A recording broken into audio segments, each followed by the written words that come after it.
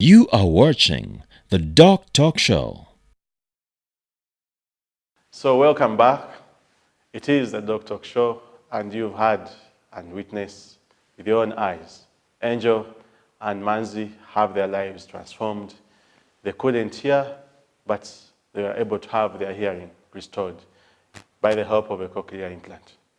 And how has this been made possible in this country? With me is a team of experts.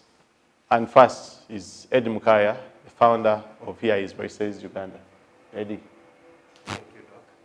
Welcome.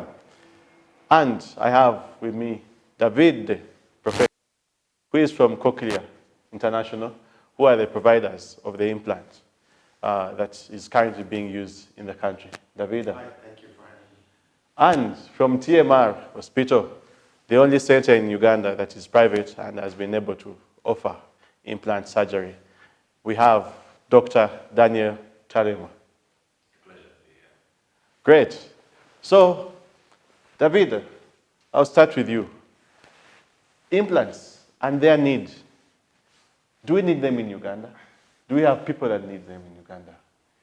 Well, first of all, Doc, very well pronunciation of my name. You managed. Congratulations for that. So, why we need? That's what we do at Cochlear, right? Our mission is we want people to hear and be heard, and that doesn't matter where they are born or where they live today. So that's why Cochlear, being the market leader in implantable hearing solution, decided to become active in sub-Saharan Africa, including Uganda.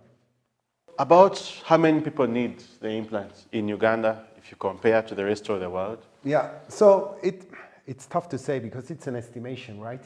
And unfortunately, early intervention is key, and in many countries in the world still, as well, unfortunately in Uganda, early detection of hearing loss is not given yet. I know there are made efforts to improve this situation.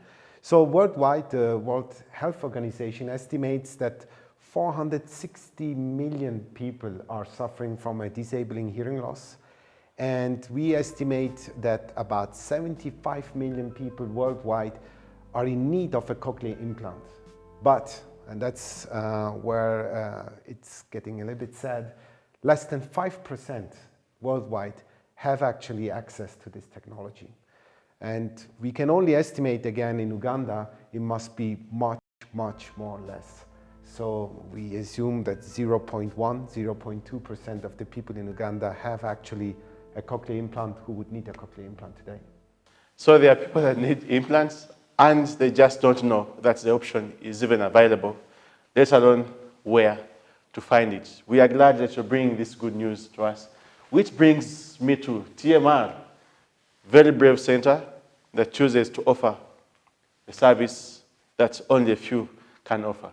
TMR, how has the hospital been able to help those that need implants?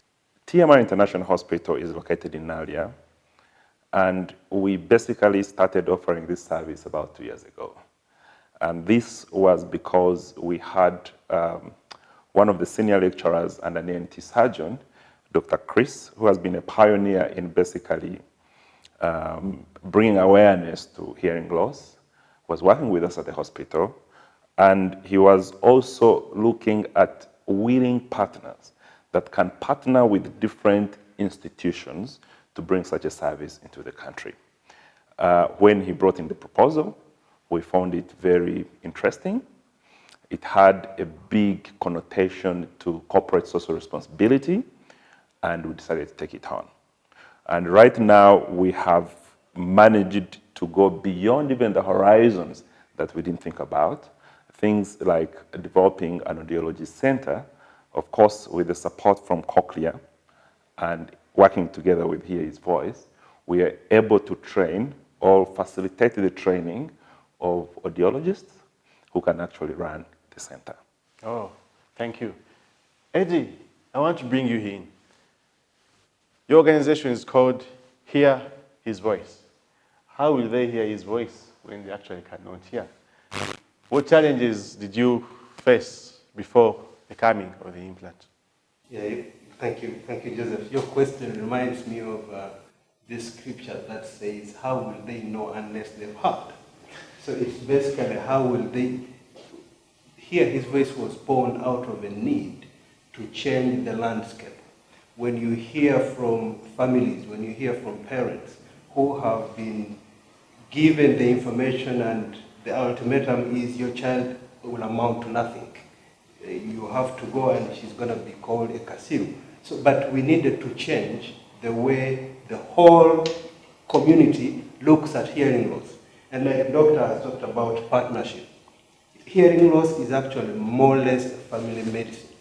So we need to be family-centered, where, because the impact of hearing loss affects everybody in the family, it's not just one person. So having all the members of the family aware of this need, but as well as the community, it's a multifaceted approach. We need to work with the surgeons, we need to work with the speech and language pathologists, we need to work with the social workers, we need the different networks, each person to play his game. So that is how we are trying to say, can we hear the voices of the voiceless so that we can be their advocates and bring solutions right from our backyard. Thank you very much. And we hope that the coming on of Cochlear International is helping us live beyond just a mere dream of being able to hear, but actually getting to hear. And we've seen stories of those that could not hear before, but get to hear. David, your company is based overseas in Switzerland, yet you're here. How are you strengthening our capacity so that our patients will not have to fly to Switzerland? No, it's easier if just one person flies to make it available in the country. But in general, the reason why we are in Uganda, actually, like many things in life, was an opportunity. We connect and we work together with Professor Thomas Rowland from the New York University. And he was actually the one approaching us and saying, look, I'm traveling to Uganda for quite some time, and I believe there is a huge need, but more important, there is capacity to actually perform cochlear implantation. And this is where we jumped in now, approximately 4 years ago, I believe, Eddie, if I'm not wrong. And since then, everything is taking more and more shape. It's a very exciting journey we are in. And I mean, you have seen before with your guest, Dr. Joseph, there is nothing more emotional, nothing more rewarding of seeing a child that has been taken out of the dark of silence and brought into the light of sound. And even in this environment in sub-Saharan African countries, which is tougher than what I'm living in, to give them an opportunity to live a full life is something that we cannot just close our eyes and say, it's too far away, or we produce overseas in Australia, so that's too far for Africa. So we have to make it available, we have to give access. Glad to know that you're helping us to strengthen our own capacity, and in future, we shall fully take on the challenge of addressing those that have hearing loss. Dr. Joseph Ogavu Jagenda, your host tonight. I hope you are enjoying the Doctalk show. We shall be back after this short break. You are watching the Doctalk Show.